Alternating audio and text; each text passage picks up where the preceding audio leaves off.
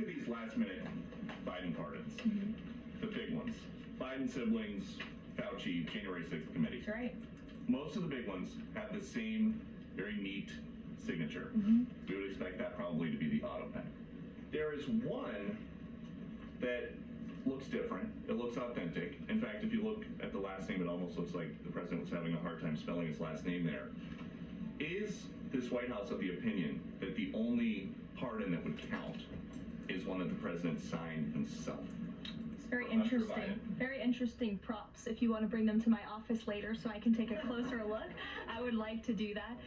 The president is making a good point when he discusses the usage of the auto pen. Who was running the country for the past 4 years? Perhaps those documents are signed with the auto pen. Subscribe. Something that this, I believe the Department of Justice is looking into. As you saw, Ed Martin made an announcement at the Department of Justice this morning to launch an investigation because the American people deserve answers. All right, that certainly doesn't look good, does it? Now, as a reminder, multiple presidents, they have directed staff to use the auto pen to sign official documents, but the key word here is directed. Past presidents directed their staff to use the auto pen, typically when they were out of town. Now, does anyone on either side of the aisle or in the state-run legacy media mob actually believe Joe Biden was capable of directing his staff to do anything in those final days when they thought they'd run him for re-election and just bring out proof of life occasionally if he won again? It was the other way around. Take a look. I'm sorry, I'm going to get in trouble with staff if I don't do this the right way. I'm going to get in trouble with my staff. Yeah, go ahead. But I pretend that you didn't answer you. Am I allowed to take any questions? Anybody here in staff? You know, I thought when I got to be president, I'd get to do things that I wanted to do, but my staff tells me what I can't do. Oh, remember? They controlled every aspect of the president's life. The president of our country is the only person with the power to issue federal pardons, sign executive orders, and sign bills into law. He can do it with his hand, or he can order the use of the auto pen, but it must come from the president, not a cabal of weird advisors who make decisions behind the scenes while Biden is napping every day, pretty much all day. So let's be clear. This is a very real, credible allegation from multiple sources, including the new book from the very low-rated Fake Jake Tapper at Fake News CNN. Based on all the evidence, our own observations, it was obvious, transparent, it was clear. We pointed it out first in 2019 that Biden was mentally incompetent and president in name only, while his senior advisors were running the country by committee. This is a massive security threat and was a security threat to our country. It raises serious questions about whether Biden even knew the auto pen was being used. And if that is the case, none of his auto pen signatures are valid. None of the pardons are legal. And his senior advisors, that would mean they broke the law, violated the Constitution in very serious ways. If true, this would be far worse than Watergate. So tonight, there are two key questions that must be answered. Was Biden mentally unable to perform the duties of the White House? The answer to me seems obvious. And two, did he fully know and understand what the auto pen was actually signing? Here with more, someone leading his own investigation into this major scandal, House Oversight Committee Chairman James Comer is with us. James Comer, let's start with you and say, okay, so you have been in touch with 4 people on his staff and his doctor. What is the status of that? And are you planning on calling a lot more people? Yes, but to answer your first question, we've had communication for over a week now with their attorneys.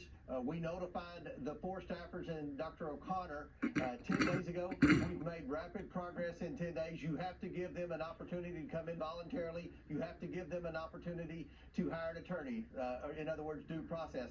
They've hired attorneys. Our staff attorneys have been communicating with their attorneys. I'm very pleased to announce tonight that I expect a date to be announced very soon, where every staffer will be coming forward and answering questions voluntarily by our committee. If for some reason they backtrack in the next 24 hours, then they will receive a subpoena, and they know that. With Dr. O'Connor, we have a call tomorrow with his attorneys. I expect the same from Dr. O'Connor. So this investigation is moving at a rapid pace, Sean, and you know that there's been a ton of information that's come out in the last 7 days from eyewitness accounts, the tell-all books, the Tapper book, people like Buttigieg, interviews that have surfaced where Joe Biden didn't know about executive orders he just signed. So this investigation, I think, is going to move at a pace that we're very pleased to see for a congressional investigation.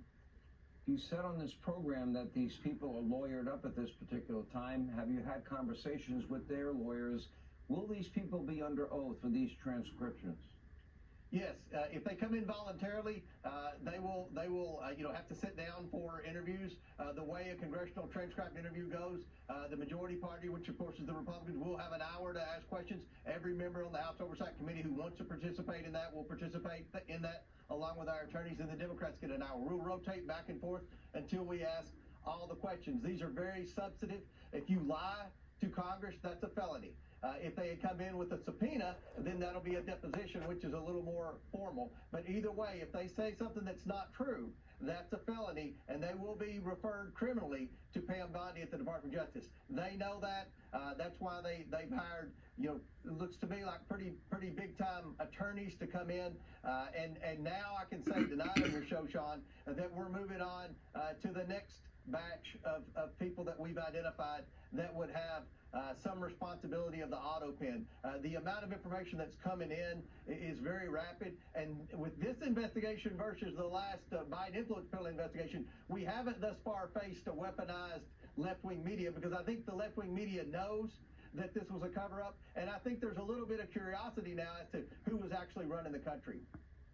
What about Josh Hawley suggesting on this show that, in fact, Secret Service agents said that Joe Biden was getting lost in his own closet?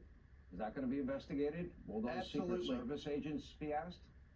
Absolutely. We're starting with these staffers that we know are the ones who manually put the documents in the auto pen and pressed the power button to sign Joe Biden's signature. We want to know who told them to do what and when. We want to know that Joe Biden actually gave the authority to do that Joe Biden was cognitively aware of what he was doing. If he even told them to use the auto pen, that's why we're bringing in Dr. O'Connor. We all know that Dr. O'Connor continuously issued reports saying Joe Biden was a picture of health. Everyone in America knows that wasn't true. We saw that in the debate. And as more information comes forward, Dr. O'Connor's going to have a hard time explaining. Thanks for watching. These, Please support the channel by brilliant subscribing. reports of health that he was issuing We'll on keep Joe you Biden as updated. president. How high up, in terms of the people in the higher positions of power in the Biden White House, do you think you will go? And will you bring in the family members? Will you bring in Dr. Jill Biden? Will you bring in Hunter Biden? Will you bring in Jim Biden?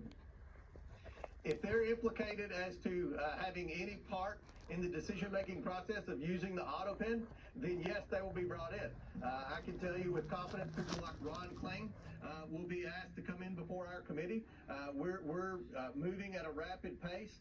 We feel confident that the negotiations with the first 4 staffers, as well as What do you Dr. think? O'Connor, You have think gone well enough to where who's we running the start country? process Comment of, initiating below on the who do you next think batch was of running the information. We're country. gonna follow the trail, just like we followed the money trail in the Biden influence peddling investigation. We're going to follow the If you're trail right, of who we'll give you a said shout what out. and when with respect to the auto pen, because the amount of executive orders that were If you signed think it was in Joe, the last 90 days put of the Biden Sleepy Joe. If you think it was Joe, is breathtaking. I don't put- think the average American I hate to say realizes Dr. how much Joe, activity 'cause there she's not a was doctor. in this White House at If a you think it time was when Hunter, put Hunter. almost every American now realizes Anybody that Joe else, just Biden put their was name. completely checked out. And you're having executive orders that many of which, Sean, were used to Trump-proof this administration. And please hit that like, making it harder for Donald and if you Trump hit the to, subscribe, hit the fulfill bell.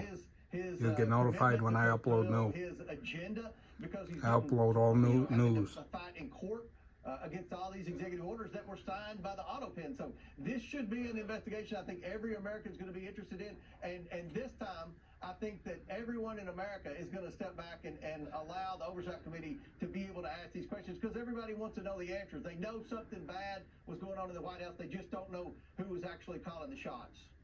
I'd like to know who the person was that said, apparently quoted by Tapper and the other guy, that made the suggestion that, well, if he won the second term, we would just bring him out every so often to prove that he was still alive.